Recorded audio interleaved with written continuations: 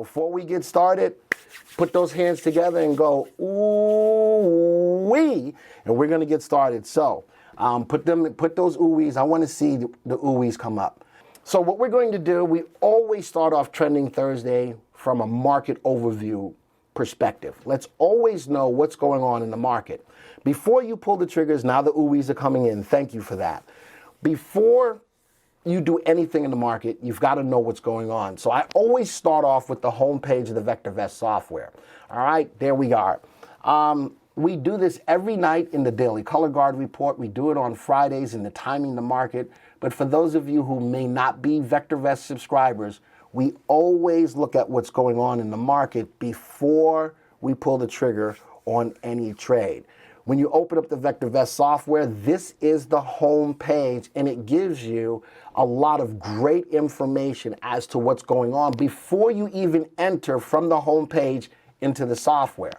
We can clearly see that with today's activity, what the major indices are doing. We have a mixed market. The Dow is slightly down, the NASDAQ slightly down, the S&P slightly up, our VectorVest Composite slightly up. Nothing is running away in either direction. It tells me that today we have a flat day in the market. What do you do on a flat day? You manage the trades that you have. All right? This is not a day to add new trades. This is not a day to frantically panic sell. Let the stops manage the trades that you have. And I can just look at the major indices. Today is a flat day, slightly down, slightly up, but all of the major indices are very lightly up or very lightly down in a mixed market. We can look at our color guard. Our color guard has a lot of yellow in it. That helps to back up the notion that you should be just managing the trades. Nothing is saying full bore, go short. Nothing is telling you full bore, go buy new positions. Notice that the primary wave is down for now the last 3 trading days. That is the fastest indicator that we have within the software. And right now, it's not being substantiated by any red lights in the color guard pricing column. So today is a day, recently is the time to just slow down in your investing. Let your stops manage the trade. Let the stops manage the trades. Do not panic. I don't care what you hear on TV. I don't care what your neighbor tells you. I don't even care what your mama-in-law tell you.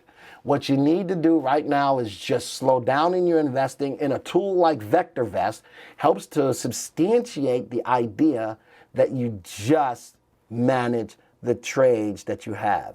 So Audie says, hello, Glenn. Good afternoon, Audie. So still new people, Joey needs a haircut. How do you see Joey? How do you think Joey doesn't need a hair? How do you You don't need a haircut. Joey's hair looks fine. You can't even see Joey. I see Joey. I might need a haircut, but Joey doesn't need a haircut. All right, so let's talk about what's making the market like it is. We all know that this is a news-driven market. 2 things that are moving the market right now. Right now, the biggest thing is the tariffs.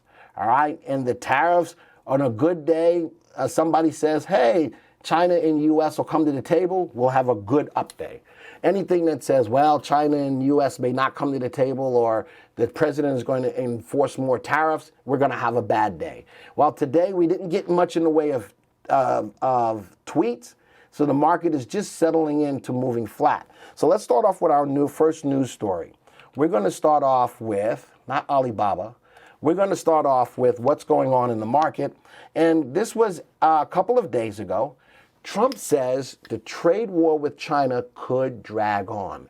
President's comments send stocks skidding, but could be bargaining tactic as deadline looms for the tariffs on consumer goods. All right, so let's scroll down a little bit more. President Trump said he was willing to wait until after next year's presidential election to strike a limited trade deal with China. Interesting in the words that he used. And I think that he's already gotten in his mind that he's going to win. We don't know.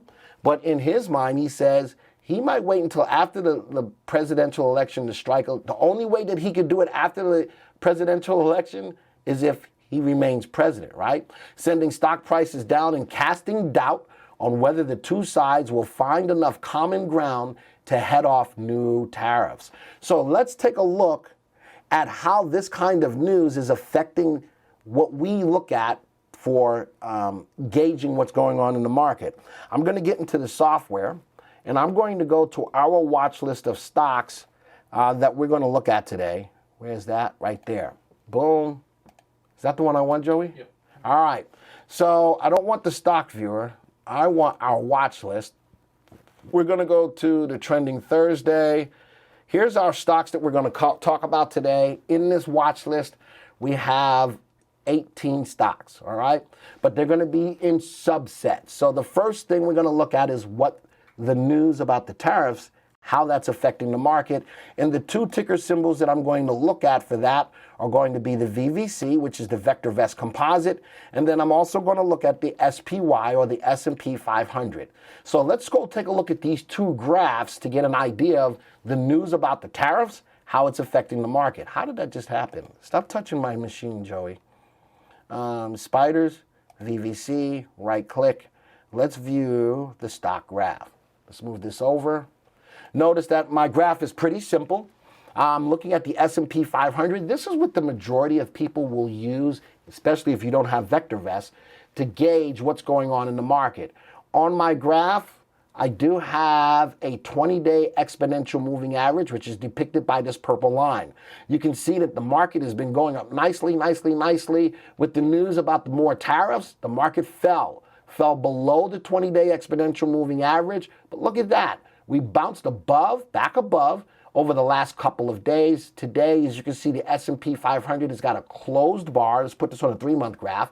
We've got a closed bar, but we are still, with today's wick, above the 20-day exponential moving average on the spiders. So we're still in a situation where the spiders went from a buy to a hold, but still a little bit more bullishness, nonetheless above the 20-day exponential moving average. Let's move over to the VectorVest Composite, which tracks the move of about 8,300 stocks. Same kind of scenario. This tracks the move of about 8,300 stocks, where the S&P tracks the move of 500 stocks. We feel that the VectorVest Composite is a better representation of the broad market move.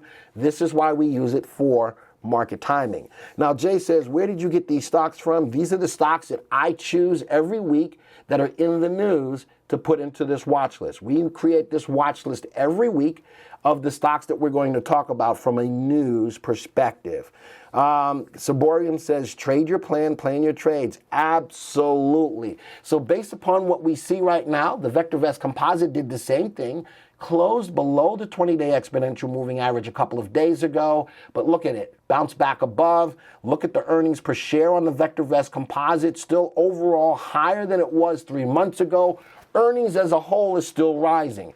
We are getting into, well, we're in the last part of any other stocks that are coming out with earnings, so we're finishing up the last part of Q3 earning reports. And in January, we start all over again with a fresh new earnings, but it's going to be for Q4 of this year. So overall, the market is still above the 20-day. Look at that general rule of thumb.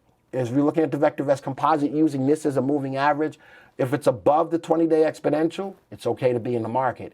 And it does a good job of performing for you some semblance of a level of support, all right, for the VectorVest Composite as well for the S&P 500. So even though the news talks about what we're going to do with the tariffs, the market still has a little bit more of a bullish tone to it from this perspective. Market's still moving higher.